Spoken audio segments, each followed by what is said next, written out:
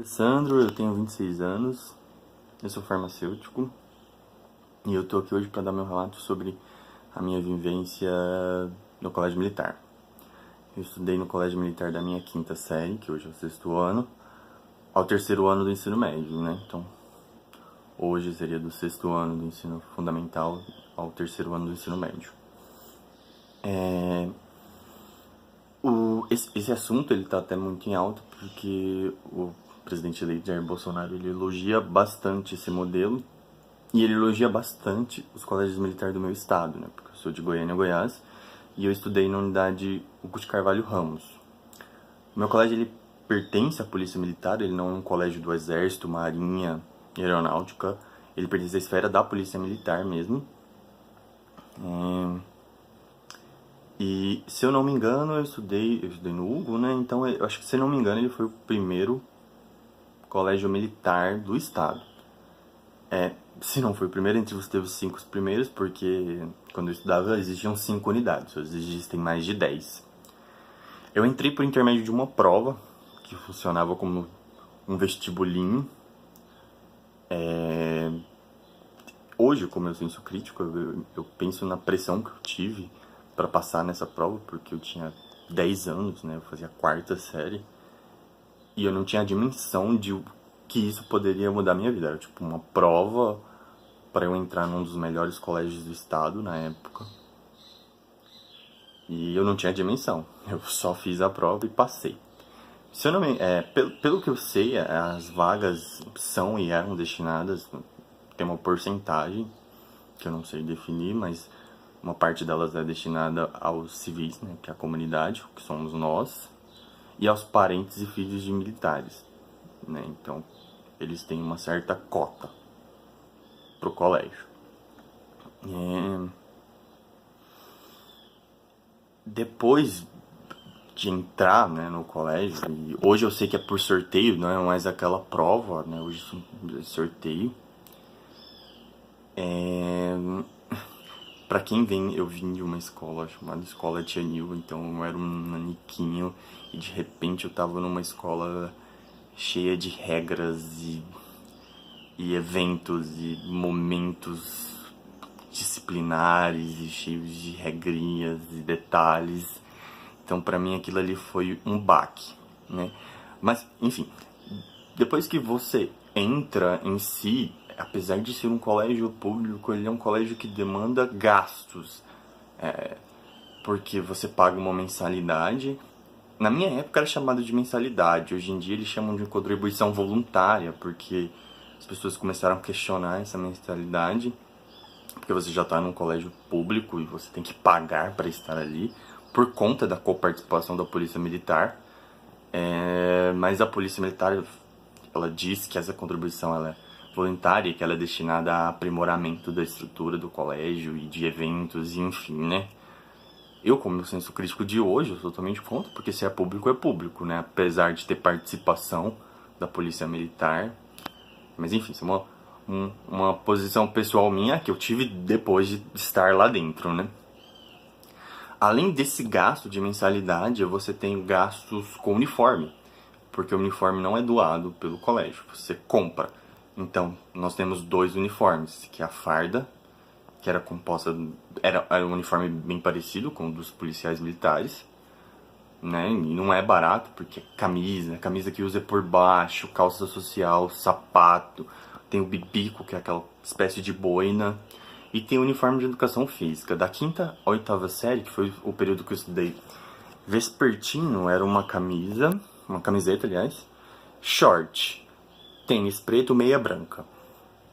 A partir do ensino médio eu podia usar calça, e eu odiava, quando eu tava na quinta, oitava série, e era short porque não tinha bolso. Então, a partir do ensino médio, esses detalhes da rotina militar, sabe? Então eu odiava porque não tinha bolso. Eu lembro que me irritava bastante. Das lembranças assim, que eu acho que diferenciam muito o colégio militar, a minha mais clássica lembrança era que quando você entra do portão para dentro do colégio, ao invés de você ir para a sala de aula, você vai entrar em forma. Que é uma repetição do que os militares fazem, que eles se organizam em pelotões. Como eram várias séries e várias turmas no mesmo período, né? Então a gente tinha quinta, sexta, sétima, oitava, e isso era quinta A, quinta B, quinta C e assim vai. Nós éramos divididos por pelotões. Então, quinta A, quinta B, quinta C e assim vai. Então a gente entrava em forma. A gente entrava em forma na quadra de esportes, antes de ir para a sala de aula, isso todos os dias. E a gente era comandada por militares. Então a gente tinha ordenação de sentido, de descansar, de cobrir, de organizar o pelotão idêntico ao molde militar. Né? E a gente passava ali por cerca de 1 hora. Né? Então se a gente chegava no colégio meio-dia, de meio-dia a 1 hora, a gente estava ali. Aí os militares faziam observações, críticas, enfim, avisos, era tudo feito ali, naquele momento, né? Esse momento pra mim era o que mais se parecia ao molde militar mesmo, porque eu lembro que eu não entendia o fato de eu não poder ir pra sala direto. E depois passei, entendi que era basicamente uma forma de falar, você está num colégio militar, você tem que seguir as nossas regras, você não precisa entender, você tem que simplesmente seguir. Pelo menos essa é a visão crítica que eu tenho hoje, né? E durante que a gente entrava em forma, antes de ir para a sala, a gente era fiscalizado. A gente era fiscalizado tanto pelos militares quanto por alunos exemplos. A gente chamava esses alunos de fiscais. Eles eram escolhidos a dedo pelos militares e eles passavam nos pelotões, né? Vendo se a gente estava com o uniforme correto, se a nossa postura estava correta, se a gente estava em silêncio escutando os militares. Caso a gente não estivesse, era chamada a nossa atenção e devido à gravidade da situação, por exemplo, se eu estava fazendo algum ato indisciplinar, empurrando algum colega, mesmo que seja por brincadeira, a gente era retirado do pelotão e ido para outro pelotão, que era o pelotão dos indisciplinados. Ali a gente passava por mais, desculpa a forma, mas mais encheção de saco e enfim, né? Eu até brinco que falo que as punições do colégio militar, elas eram muito mais psicológicas do que algo oficial, sabe? Você se escutava muito. Era muita... aqui é um colégio militar, vocês não podem fazer isso, os pais de vocês vão pensar. Então, era muito. E a gente era muito segregado, sabe? Quem fazia alguma coisa era muito segregado. Por exemplo, se você chegava atrasado, eles deixavam você entrar, apesar do portão estar fechado, mas tipo, as pessoas já estavam na sala de aula, os colegas já estavam na sala de aula, mas você entrava em forma mesmo assim, mas ali era chamado de pelotão dos atrasados. E você só entrava a partir da segunda aula. Você podia ter chegado 10 minutos na primeira aula, ou até durante o período que os outros estavam entrando em forma, mas você só ia entrar para a sala a partir da segunda aula. A desculpa deles era que você ia atrapalhar a primeira aula, mas eu não acredito, porque dura 10 segundos para você entrar e se organizar na sua carteira. Então isso era um jeito de mostrar quem mandava. Outra transgressão bastante comum era uniforme. Então às vezes era dia de farda e a pessoa chegava de educação física. Ela ia pro pelotão dos alterados. Porque tinha os dias pra gente usar farda e a gente só usava o uniforme de educação física nos dias que teria educação física, né? E a farda era um uniforme muito... Aqui em Goiás, em Goiânia principalmente, faz muito calor. Então era um uniforme muito difícil de usar, principalmente para criança e adolescente, sabe? Faz muito calor. Então a gente não dava conta às vezes. E tinha dia que a gente ia de educação física fora do dia. Então a gente era punido por isso, né? A gente ficava ali no pelotão dos alterados, que eles chamavam, quem ia de uniforme errado. E eles controlam... Mas, por exemplo, se você também estava de educação física, era sujo de educação física, mas você estava com uma meia preta, você ia pelotão dos alterados. As regras eram claras, né? E quem não seguisse tinha suas punições. Mas é o que eu disse, as punições eram muito mais psicológicas, eram muito mais árduas de passar por elas do que A gente tinha um sistema de advertência, repreensão e suspensão, que eram escritas, enviadas aos pais. Mas o pai geralmente assinava, sabe, ok, né? Quem nunca cometeu alguma coisa na escola, né? Quem nunca cometeu algum erro, né? Desde que não fosse uma suspensão e, obviamente, uma expulsão, né? Então, para os pais eram mais tranquilos. Mas pra gente que tava ali e ficava ouvindo os militares, eles não ofendiam a gente. Eu não me lembro de ser ofendido por eles, mas eu me lembro que era desgastante, porque eles não paravam de falar, sabe? Só paravam de falar quando te dispensavam. Então era uma coisa bem angustiante, assim, sabe? Dentro da sala de aula, eu costumo dizer que era um ambiente muito tranquilo e os militares, eles não tinham tanto poder. O poder era do professor. Quando o professor ele entrava dentro da sala de aula, todo mundo se levantava e o chefe de turma, que era escolhido semanalmente pela lista de chamada, né? Então toda semana mudava, ele ia apresentar a turma para o professor. Então ele falava quantos estavam presentes, ausentes, e se tinha algum recado da turma para aquele professor, né? E o professor que ordenava a hora da gente se sentar ou não, né? Então se ele queria falar alguma coisa com a gente de pé, era ele quem mandava. Então ele era a autoridade principal. Para o militar entrar dentro da sala, ele pedia permissão primeiro pro professor. Então a sala de aula sempre foi professor. E muita gente me perguntava, se os professores são a maioria militares? Não, a maioria deles eram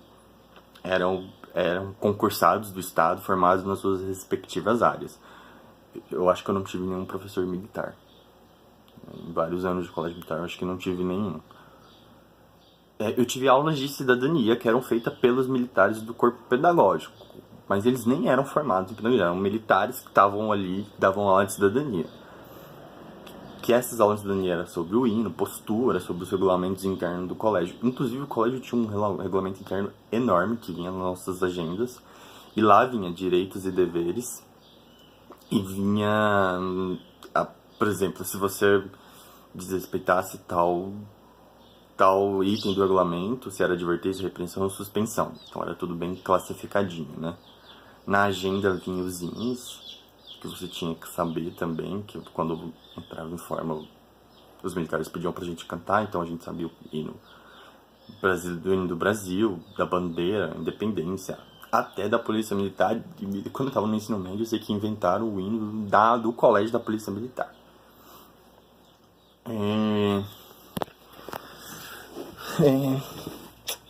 O que eu sinto que o colégio militar trouxe pra mim, principalmente na relação disciplina, foi um senso de responsabilidade, um respeito de obedecimento das regras. Porque se você não respeitasse, obviamente você era punido, né? E era mas esse respeito pelas regras que eu aprendi e lido bem com isso, ele foi um pouco prejudicial. Porque no colégio eu não podia me expressar. A gente não podia argumentar contra o que os militares diziam. Então a gente não podia, por exemplo, formar... Eles falavam que tinham um grêmio, mas eu nunca vi. Então não tinha uma liderança estudantil para falar com os militares e bater de frente com eles. Então a gente não tinha esse poder de argumentação para falar daquelas regras que a gente não concordava. Era aquilo e acabou. Então isso me mudou por um lado bom, porque eu tenho uma melhor adaptação às regras, e todo lugar tem regras, né? Mas, por um lado, quando eu não concordo, isso é muito de mim, né? Claro, tô falando de mim. Eu não consigo argumentá-las, eu simplesmente obedeço, sabe?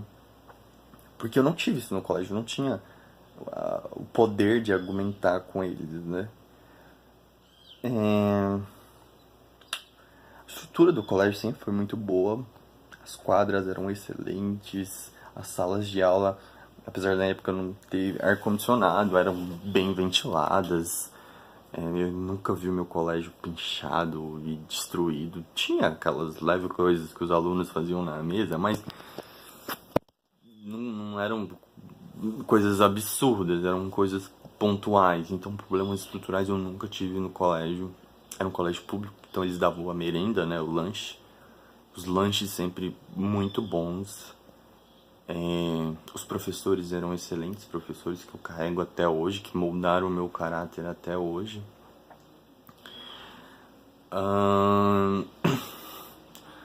Como cidadão e depois de ter passado pelo colégio militar, eu sempre fui uma pessoa que gostei muito de ser livre.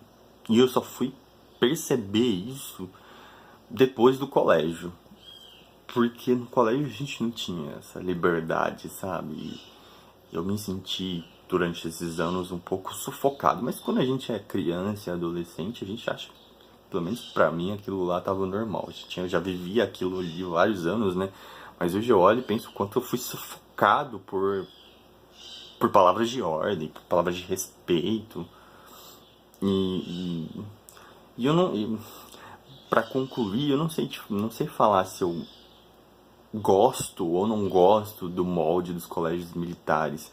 Eu sei que o colégio militar ele me deu a chance de estudar num colégio excelente, por um preço justo. Eu não consigo nem falar que foi de graça, porque não foi realmente, eu tive que pagar, então foi um preço justo.